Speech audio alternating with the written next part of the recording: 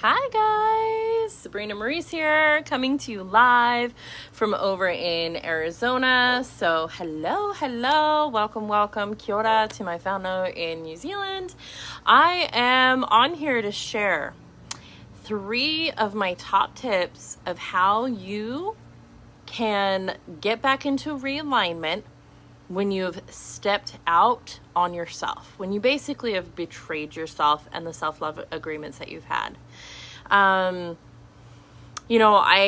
share with you that over the month of August, I'll back up even further. So July was like one of my most successful months in my business, like financially, energetically, mentally, emotionally, like it just was moving super smoothly. And then in August, I found myself in quite a slump, and it was like, well, shit, like I can't stay here.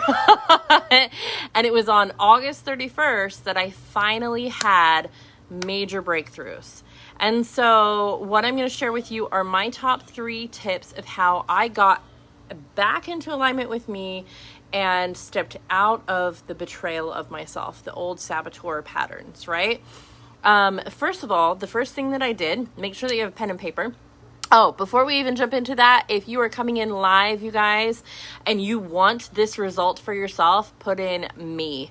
If you're coming in, #replay, also put me, and get ready to write down the top 3 tips I have for you on how to get back into realignment. Because here's the thing, our lives are cyclical. We're not really meant to always be in the highest of highs or even the lowest of lows. Like, it is a wave, and it is about riding that. And so giving yourself, the number 1 tip I have for you is to give yourself full permission to not be perfect. It's okay to not be okay. And so I had a shitty month, and I didn't show up for me the best way that I could have, right? Compared to the month prior. Same thing for you. It's like giving yourself full permission to just, it's okay to not be okay, which I've said this many times. But if you're like really ready to step back into alignment, the number 1 thing is to acknowledge the shame and guilt that can be there. That shame and guilt is one of the lowest of the vibrations on the emotional spectrum. And we talk, emotion is just energy in motion. So in order for you to manifest anything that you're truly desiring, your energy, your emotions get to be at a much higher frequency. Your frequency must match the thing that you want to manifest. But if your emotions are being dragged down by shame and guilt because you're beating yourself up with that damn beat up stick, then you're not going to be able to align. So if you're wanting results, put me in the comments, and begin with number 1 is called tapping. So the quickest way to move any of your emotions is called emotional freedom technique. And that is, you begin with the karate chop here, and you identify the emotion. I'm feeling overwhelmed and sad because I'm feeling ashamed and guilty for allowing myself to have a dip down and not stay in alignment with who I really am. And even though I'm feeling this way, I deeply and unconditionally love and accept myself. And you tap that all the way through the different meridian points, because there are points in our body where the energy flows and it gets stuck. That's why it's called emotions, energy, emotion, because it is meant to move. And so, and one more underneath the armpit right there. And then you go back and you just keep cycling through. There are so many YouTube videos. You can just put in EFT, shame and guilt. And that's my first number 1 tip. Okay. My number 2 tip is to recommit and reinstate your rituals. So for me, I have a sacred hour, and that's like in the morning, and I'm going to do a live just for what my sacred hour is and break it down for you guys. But my sacred hour consists of writing, consists of words of love and light. It's ceremonious. Like I have my oils and my crystals, and I read or I listen to an audible that is uplifting and inspiring. I have my meditation music on. I have some dancing that goes on, and that is all part of my ritual. So for you, whatever your rituals are, it could be reading the scriptures, it could be praying. It's all the same thing. It's all, so long as it is sacred to you, get reinstated with that. Now, if you're having a tough time reinstating your rituals, then go ahead and just implement one thing each morning for 5 minutes. And this will start to rebuild your trust in yourself, that you are trustworthy. See, our trust in ourselves is the number one thing.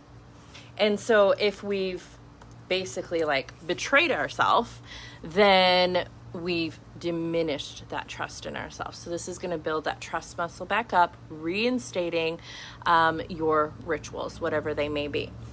Now, number 3 is recommitting to your sacred self-love agreements. So I have 10 sacred self-love agreements.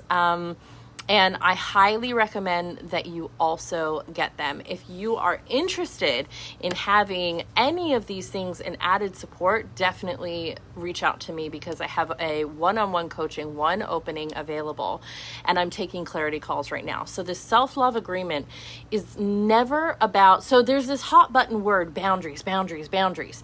And I very rarely use the word boundaries, because boundaries still controls the other person. But self-love agreements are all on me and how I show up in the world, how I engage with people, etc. So reinstating your sacred self-love agreements is number 3. And that's how you get back into alignment with your true self and releasing yourself of any prison of the mind that, like, shit, I fucked up, like I did it again. And that beat up stick just keeps you down. It keeps you down. And we want you up here so that way you can align with your manifestation frequency wise on your energetic emotional level. So the things that I've covered just in review real quick is EFT tapping. So really acknowledging the emotions that you're feeling. The number 2, re-implementing your rituals, whatever they may be, like prayer, getting up earlier for maybe 30 minutes before the kids get up, and giving yourself this quiet time for 30 minutes to just read, to fill your space with affirmations, to do some imagination work as far as what you're really wanting. And then the final one is to reinstate your self-love agreements. I have 10. They're like a 10 commandments type of thing, but specifically just for me. An example of one of my self-love agreements is, honor my word, be my word, and follow through on what I say I'm going to do. That's a self-love agreement. Remove myself from any situations that may be contentious, unkind, or controlling. So again, I'm not controlling somebody else who's choosing to be controlling. I'm removing me and honoring my self-love agreements. So anyway, if this is something that you're feeling called to, where you're like, you know what, I've got to get self-love agreements in place. I've got to get sacred rituals in place. And I've also got to stop beating myself up, because it's very common, it's very normal. You guys, I'm going to drop my scheduling link. Get on. It's a free 20-minute clarity call, and it may be something that changes your life. I just got done last Thursday listening to one of my clients, and she was just like, I am feeling the best that I've ever felt, like in a really long time. And it's specifically because of what she's implemented, her self-love agreements, her sacred rituals, and even tapping. Like, just following these things are going to build your trust muscle within yourself so you can align and stay aligned with your true self and your true purpose. So hope that helps. Look forward to connecting with some of you, and hope this finds you happy, healthy, wealthy, and well. Love you guys. Bye.